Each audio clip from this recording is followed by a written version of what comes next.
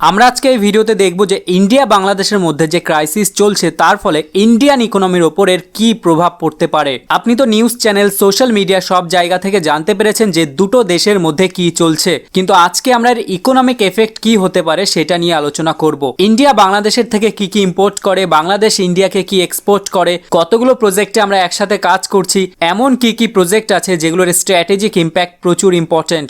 বাংলাদেশ যেটা টেক্সটাইল ইন্ডাস্ট্রির মধ্যে ভীষণই বড় একটা নাম, চায়নার পরে Bangladesh second most textile hub. এমন একটি ক্রাইসিসের ফলে টেক্সটাইল ইন্ডাস্ট্রির কি হবে? তাহলে কি টেক্সটাইলের যে মার্কেট রয়েছে সেটা ইন্ডিয়াতে ট্রান্সফার হয়ে যাবে, বা ইন্ডিয়ান ইকোনমির ওপরের কি প্রভাব পড়বে? ভারতের যে কোম্পানিগুলো বাংলাদেশে কাজ করছে সেই কোম্পানির ওপর কি প্রভাব পড়বে? তাছাড়া বাংলাদেশে ওই কোম্পানিতে কর্মরত ইন্ডিয়ান এমপ্লয়ীদের কেমন সিচুয়েশন ফেস করতে হতে পারে।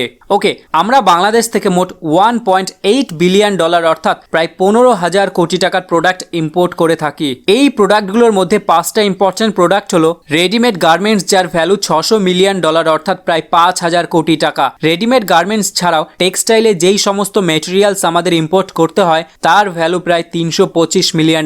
তাহলে প্রায় 50% ইম্পোর্ট জামা কাপড় বা জামা কাপড়ের রিলেটেড অন্য জিনিসপত্রের মাধ্যমে হয়। এরপরে কৃষিকাজ সম্পর্কিত যে প্রোডাক্ট রয়েছে তা প্রায় $300 মিলিয়ন। ইঞ্জিনিয়ারিং গুডস প্রায় $250 মিলিয়ন এবং লেদার রিলেটেড যেই সমস্ত মালপত্র আছে তার ভ্যালু $78 মিলিয়ন।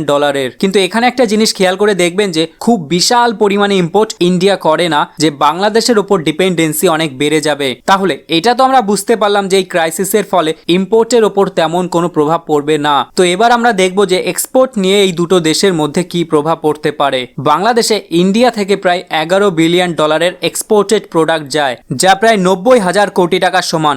ইন্ডিয়া বাংলাদেশ থেকে যত পরিমাণ ইম্পোর্ট করে তার প্রায় 5 থেকে 6 গুণ বেশি এক্সপোর্ট করে থাকে। এগ্রিকালচার রিলেটেড প্রায় $2.5 বিলিয়ন এবং টেক্সটাইলের বিশেষ কিছু প্রোডাক্ট আছে যার ভ্যালু প্রায় $2 বিলিয়ন। এবং কটন এক্সপোর্ট ইন্ডিয়া যেই দেশে সবচেয়ে বেশি করে তার মধ্যে বাংলাদেশ অন্যতম, অর্থাৎ বাংলাদেশ ইন্ডিয়ার টপ বায়ারের মধ্যে অন্যতম। সুতরাং ইন্ডিয়া বাংলাদেশের মধ্যে যে ক্রাইসিস চলছে সেটা যদি অনেক লং টাইম ধরে চলে তাহলে এক্সপোর্ট ইন্ডাস্ট্রিতে ইন্ডিয়ার উপর অনেক বড় সমস্যা তৈরি হতে পারে। ইঞ্জিনিয়ারিং প্রোডাক্ট ইম্পোর্ট করে $2 বিলিয়ন, পেট্রোকেমিক্যাল প্রায় $1.25 billion and finally chemical export করে প্রায় $1 বিলিয়ন। এরপরে পেঁয়াজ থেকে শুরু করে ইলেকট্রিসিটি, এই ধরনের অনেক ডেইলি নেসেসারি জিনিস ইন্ডিয়া থেকে এক্সপোর্ট হয়। এখন সবচেয়ে বড় প্রশ্ন হলো এই ধরনের একটা ক্রাইসিসের মধ্যে এই 90,000 কোটি টাকার যে মার্কেটটা সেটার উপর কি ইম্প্যাক্ট পড়বে। উত্তরটা হলো বেশিরভাগ জিনিসই কন্টিনিউ থাকবে।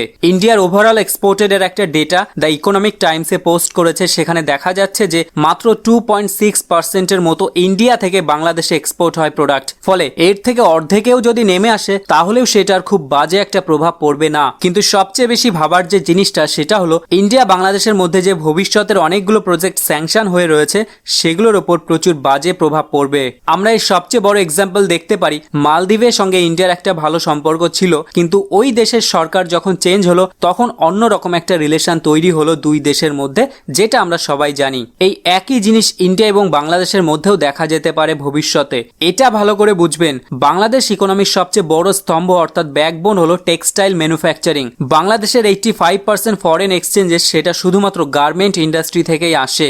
2021-22 বাংলাদেশ প্রায় $42 বিলিয়ন গার্মেন্টস এক্সপোর্ট করেছে, যেটা পুরো পৃথিবীর মধ্যে সেকেন্ড লার্জেস্ট। বড় বড় ব্র্যান্ড যেমন জারা, H&M এবং ইন্ডিয়ার অনেক বড় বড় কোম্পানি ড্রেস বাংলাদেশ থেকে ইম্পোর্ট করা হয়। পুরো পৃথিবী একটা পলিসি বানিয়েছে যে চায়নার উপর সমস্ত দেশের ডিপেন্ডেন্সি অনেক বেড়ে যাচ্ছে ইম্পোর্টের দিক থেকে।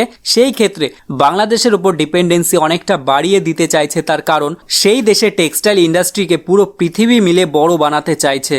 জানা গিয়েছে এক সাংবাদিক সম্মেলনে অর্থ উপদেষ্টা সাহিলউদ্দিন জানিয়েছেন, ভারতের সঙ্গে সম্পর্কের যে টানাপোড়েন চলছে সেটা রাজনৈতিক, বাণিজ্যিক সম্পর্কে এর কোনো প্রভাব পড়বে না।